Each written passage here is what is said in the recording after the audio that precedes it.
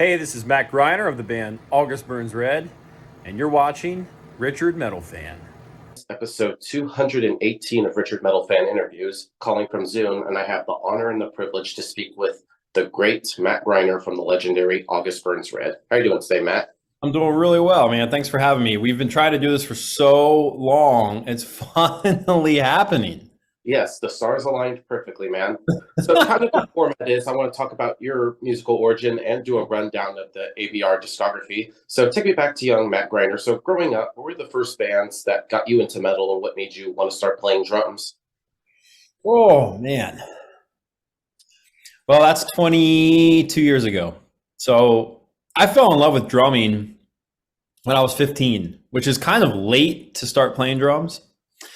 But when I found it, I was like, oh, wow, I want to do this the rest of my life. I have no idea what I'm doing, but it just resonated with me. And then I went to a Christian festival called Creation in Pennsylvania. And I saw this band called Project 86 playing. And I was like, whoa, I don't know what he's doing up there on the drum set, but I want to learn how to do that. I want to play that kind of music. Now that was more rock and roll than what we play. But the reason I love metal is because it's so hard to play on drums. And I like the I like the challenge. I like playing a drum solo. Pretty much every song, it feels like a drum solo. You know what I mean? So I don't know. It's funny, like you say, what does 17-year-old or 15-year-old or a young Matt Greiner look like? I'm 38 and I still have the same DNA as I did then. It's so funny how like you and me both. Like I'm almost 30 and I still am the still metal guy. Right. It's funny how you get to a point, right, as a teenager or in your 20s, and you find this thing that you love, and you think, well, eventually I probably won't love it as much, or eventually I'll figure out other things that I like more. And in this case, you know, August Burns Red's been a band for 20 years, going on 21 in March. Yeah. And I like it as much as I did in the beginning. And actually, it's just as hard as it's ever been to play the music as a musician. Yeah, but still, almost 20, you're going on 21 years of August Burns Red. Did you think that you'd be around for over 2+ decades? No. No, I didn't even think we'd make it. Honestly, if you were to ask me, like, all right, you guys are starting to play shows, you've been a band for a year, do you think you'll make it to year 5? I would have been like, honestly, I think we will. But if you would have said year 10 or 15, no way. I guess for me, I've looked short term more than I've looked long term, because that's the way the music industry is. You can't really bank on things working. You can't bank on a schedule that's booked further out than, say, a year. So, okay, we got a year in iCal, we're ready to go, dates are there. Or we just wrote a new record and released it, people like it. That gives us a year or two of security. But to look beyond that is hard to do with any amount of confidence. Yeah, but tell me about your first release, Look Fragiles After All that came out in '04, which hard to believe this year does mark 20 years of that. So what was the thought process making like the debut August Burns Red EP? That's true. It is 20 years. Thanks for bringing that up, Richard. Making me feel old over here. Sorry, dude. Plenty of things make me feel old. No, I'm just giving you a hard time. Man, that was a really fun album to write. That was our first time writing something that felt real. Like we had a demo before that no one's ever heard, thankfully. But looks fragile after all. We saved our own money to record that with Vince Ratty, who played in a band called the Rocking Horse Winter. I think we drove to Philly and we recorded it, and we were so stoked on it because it was like, it sounded like we sounded like a real band for the first time on an album. Like you could actually give this CD to somebody. You know what I mean?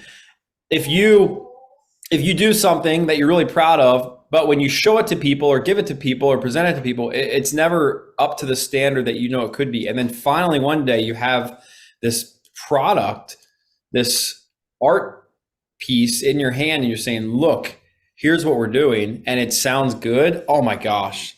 I still remember how pumped people were on the recording and on the songs, even though looking back now, it's like, that is definitely a beginner band in 2004. Yeah. Then going to 2005, eventually you got signed to your first label, Solid State, and you put out Thrill Seeker. So what was the Yeah. making the debut full-length August Burns Red album? Is that signed? Yeah, I got signed from the first time I saw you all back in 2017. Whoa. All right. Is that your favorite album by us? Yeah, I have like, it's hard to choose. It's like between like Messengers, Leveler, or Constellations. Okay. Yeah, those are bigger albums for sure. But this is underrated in my opinion. Yeah, dude, I like that album a lot too. It's hard to separate nostalgia from, wow, that's a good album. I don't think it's an excellent album, but I think it's good, especially if you bake in the fact that we were young, and if you contextualize it with the fact that it's our first full length. Okay, it's more impressive, but it definitely doesn't hold up if you play it now compared to something 20 years later. Regardless, I loved writing that album because at the time we were writing everything in person. So JB and Brent and Jordan, our first bass player, and Josh McManus would come over and we'd play our instruments together in the same room. Well, we haven't done that since like Constellations, but that's how we used to write our songs. And so I remember writing a part in the Reflective Property where the kick pattern's going bida-bump, bida-bump, bida-bump, bida-bump, bida-bump, bida-bump. And I said, JB, why don't you just play that riff in 4 over top of it, do whatever the melody was, and let's see if we can make them meet up. Even though this is in 3 on my feet and you're playing in 4, I wonder if this is what people are calling a polyrhythm. Yeah. I don't know how to play it. I don't know how to even define it, but I think we can do it. And it was on that album that we established ourselves as a band that could hang with bands outside of Lancaster, if you will, or bands that, had been around a little while. Yeah. And, next year we'll mark the 20-year anniversary of this. Is there any chance you'll do like a tour you played start to finish? Do a what? Do a tour where you played start to finish like you did with like Messengers, Constellations, Leveler? I don't know. I don't think we'll ever take Thrill Seeker on tour. Yeah.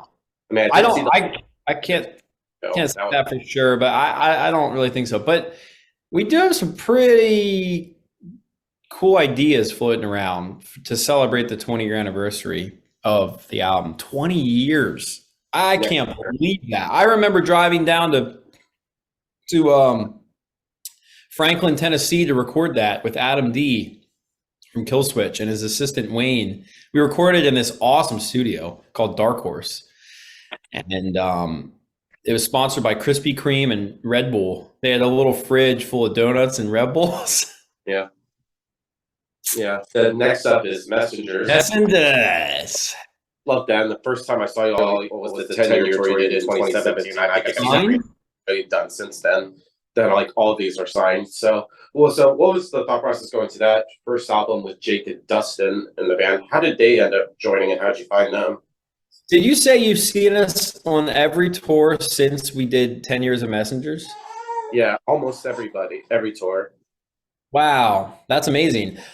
Well, going into Messengers, we knew that we had a little bit of a fan base coming off of Thrill Seeker. I think Thrill Seeker sold just under 2,000 the first week. So we had a little bit of name recognition, but we were still a new band. And when we put this out, dude, oh man, it was the coolest feeling just to be that band on the bill or that band on the label that people were starting to talk about, because we were a new band, but all of a sudden we come out with this screaming China cymbal breakdown ripping album that was like, it was us. It's just, here's what we sound like, And the coolest thing for me as a drummer is that it's not beat detected. So for those of you who are listening who aren't sure what that is, um, I would say almost every metal album you hear today, and maybe almost every album in general, except for Foo Fighters, is quantized or beat detected, which means the drummer's playing boom or and it sounds good, but it sounds good when the drummer plays it or when the guitarist plays the riff, but it doesn't sound perfect. And there's a huge difference between good and great. So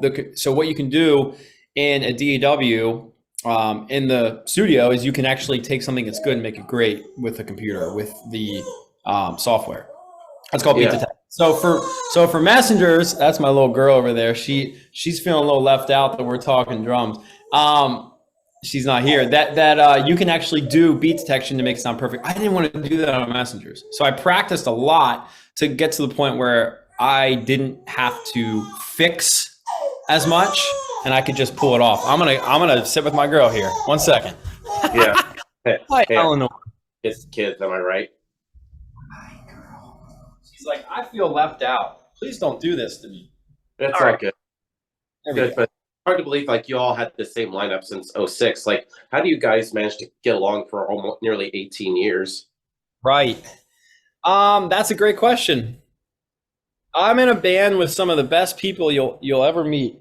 JB, Brent, Dustin, Jake, they are very hardworking, and very talented. I would say JB gets the credit for most driven to keep the band on track, on the rails, moving forward, full speed ahead, COVID or not,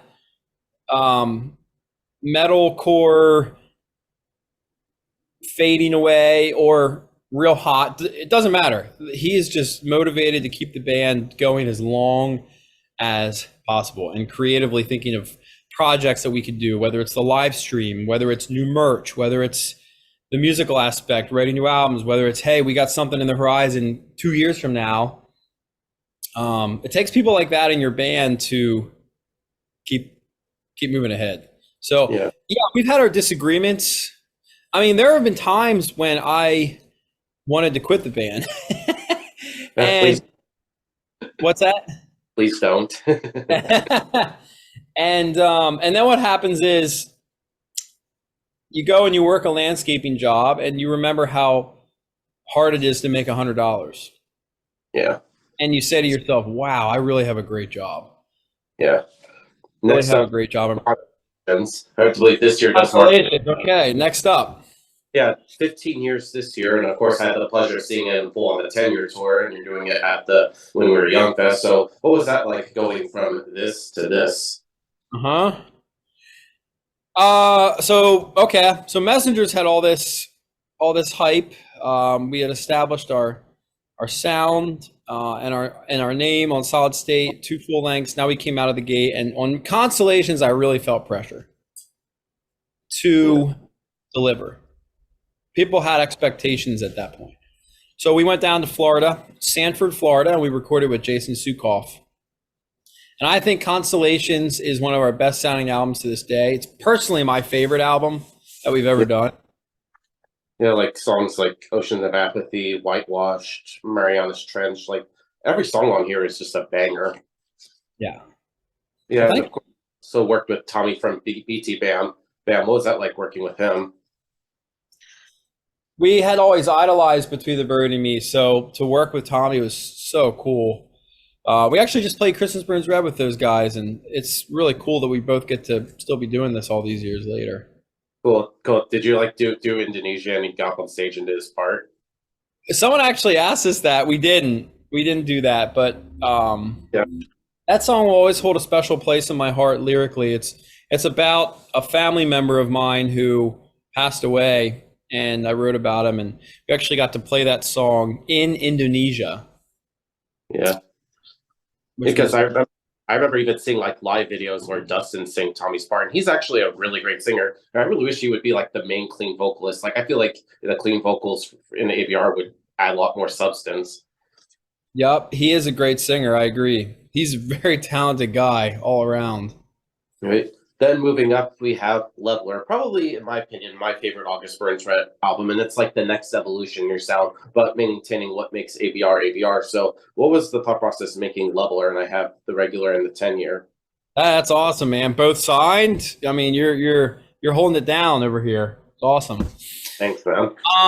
Okay, so Leveler, we went back to Sukov, and I think it's probably one of my best drum sounds on an album. Yet again, we're coming off the hype of Constellations. Like, I personally felt like, can we do this again? People like Constellations. Can we write another good album that people like and raise the bar? And I'd say the song that stands out as far as the memory is concerned is Empire. Because when we got on stage at Warped Tour and played that night, day after day, day after day, day after day, and just to hear people sing, I really felt like, I don't know, I felt successful. I felt like we were actually building something that not just a couple people were following along, and not just in certain pockets of America, but like we'd play in Utah, then we'd play in Oklahoma, then we'd play in Texas, and you're going across the country and people are singing this part, and it's a pretty new song at the time. Yeah. And of course I love the re-record. Like, what made you guys decide to re-record this? I think some of the mentality was the Taylor Swift logic, which is now you own the rights to it. Yeah. And I know you also worked with like Matt from Trivium, Ryan from Fit for a King, Misha from Periphery. What was it like working with them? Yeah, that's the other thing. We wanted to have some guests on there to make it extra special. It's cool to have them featured. I didn't personally work with them on the songs, but that would have been more of JB working with the guest artists. But man, to have them on there is really cool for us, and hopefully it's cool for them. Yeah. And then we get Sled and Hill, probably the only Christmas music I'll listen to. So what made you guys decide to do like Christmas songs? So we had covered Carol the Bells in the Messenger session, and we had been playing it every year at our Christmas Burns Red, and people liked it. So I think JB was like, you know what?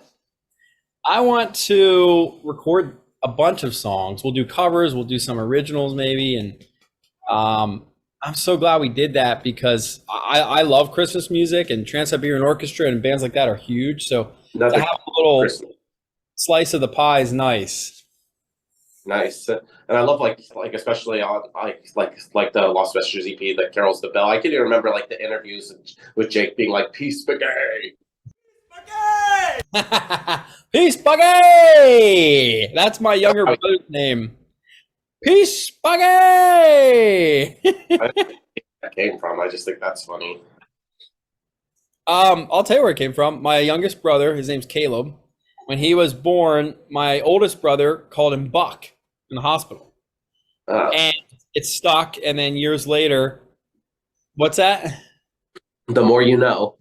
The more you know. And then we were leaving for a tour or something, and I said, "Peace, Bucky!"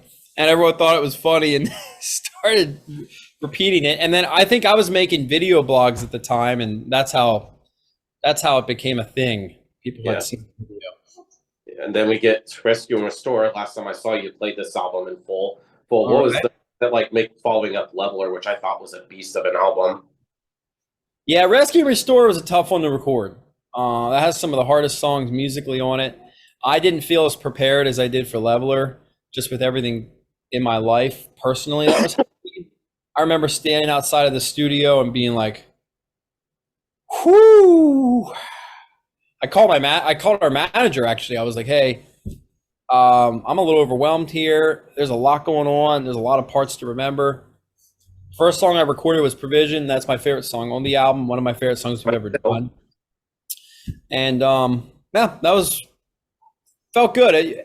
Honestly, it was really cool staying local and working with Carson and Grant. That was our first regular full-length release. We did Sled and Hill with them, but this was an actual ABR album, and yeah, it was pretty rewarding.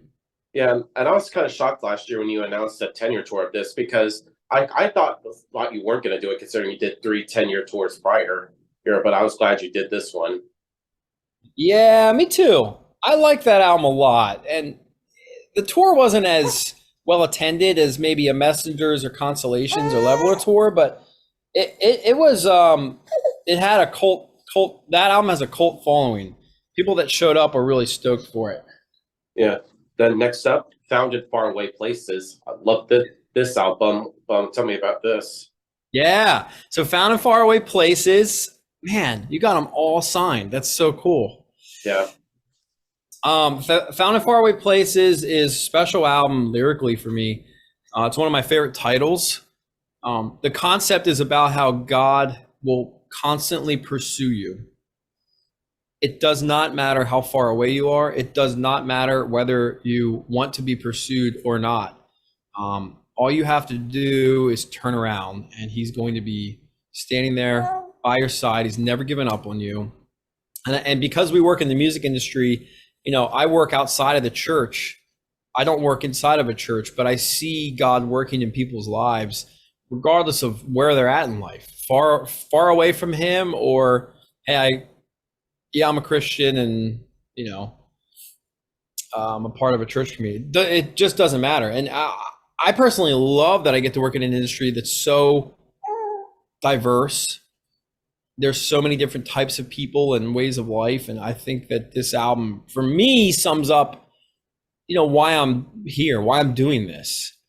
Yeah.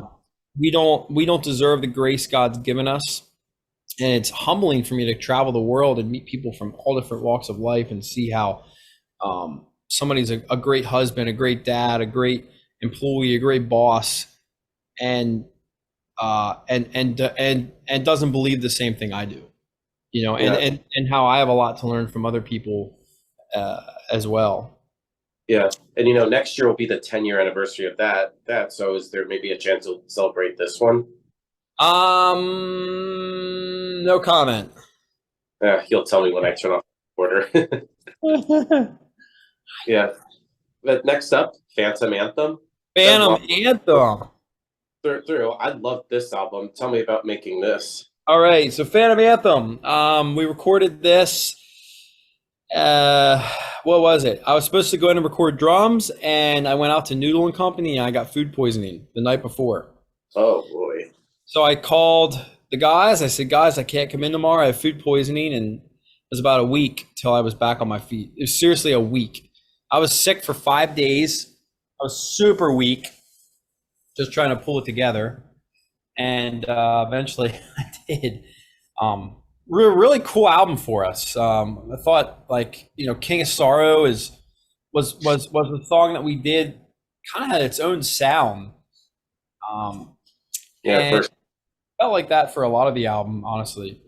Yeah, love that. Like The Frost is another great song. Visible Enemy with the puppets. I think that's really, really great. Invisible Enemy is one of my favorite songs we've ever done. I'd say it's a top 10 for me. Yeah.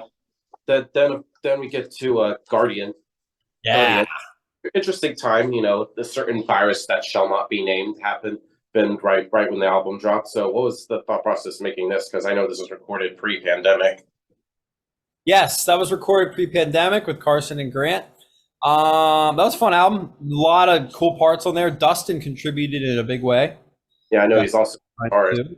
Rips too. Yep, he's an amazing guitarist. A song that stands out on there is what are we going to go with? Bloodletter, I guess. Yeah, heavy song too. Bloodletter was written on drums in the studio. I had spent very little time with it elsewhere because we wrote it so late. The reason we wrote Bloodletter was because we needed a heavy song. And so JB and Dustin put their heads together and came up with it. And so funny how the songs that are the most simplistic are sometimes the most popular. Yeah. I also love the Sessions EP. I think you did that cover of Chop Suey, which of course you used to open your song sets and like some of the alternate versions of some of the songs acoustically. I think it adds a different feel to the songs from the Guardian. Yeah. And And lastly, Death Below, the new album. What was the thought process going into making this? Thought process going into Death Below. Well, lyrically, I'll talk about a song called The Reckoning. Death Below, the title comes from that lyric. And what the concept of it is what if you're walking on a tightrope between two buildings? You look down, there's death below. However, if you believe that God is a plan, good or bad things happen in life, and that tightrope isn't a tightrope, it's actually a bridge. And you're standing in between these two buildings, and you have confidence that God's in control and his plan will win out. Even though life is tough and terrible and awful and sad at times, God's still in control. Yeah. Did you want it to continue after Guardians, or did you want to make this album kind of like stand out in the August Burns Red discography? We wanted to pivot from Guardians. I can speak for JB in saying that. We wanted to pivot. Yeah. Yeah, it's okay. She also wanted to pivot and say, you know what? You guys aren't talking enough about me. This is my daughter, Ella Zane. She was born September 14th. She's really cute all the time, especially when she gets tired. It's like this. It's okay. It's okay. Yeah. So I think there's like three of you are dads, like you, JB, and Brent. I think Dustin and Jake need to have kids, and then you all be a dad band. I hope so. That'd be awesome. Being a dad's the best thing in the world, man. Yeah. And what is it like working with Jesse Leach and JT from Era? Jesse's awesome. Jesse's awesome. I love working with that dude. Spencer from Under Oath did an awesome job for us as well. And I love Era. I think they're one of the best bands right now. Yeah. And being as it's getting close to almost a year since Death Below, have you all started work on the next August Burns Red album? Honestly, we haven't. We've been pretty busy. We have a little bit of a slower year, it looks like, this year. Oh my gosh, I almost said next year. This year. But yeah, we'll see how it works out, but we'll start writing. We got a couple other projects we're talking about too. So awesome. So thank you, Matt, for this interview. So glad to finally have August Burns Red on my channel. Is there just any final words you want to say to the viewers that are watching this? Oh man. Well, thank you for being so committed to doing this podcast interview with me. It's been literally years, and I'm not just saying that because it's January 2nd, 2024. It's been a long time. Third, actually. Third, I'm sorry. And thank you for listening to this. I really appreciate it, and I appreciate you supporting August Burns Red. I feel very blessed I get to do this job, and to be able to talk about it again makes me realize, yeah, I'm really fortunate to do this for 21 years in March. Nice. So everybody, Matt Greiner from August Burns Red. See you next time.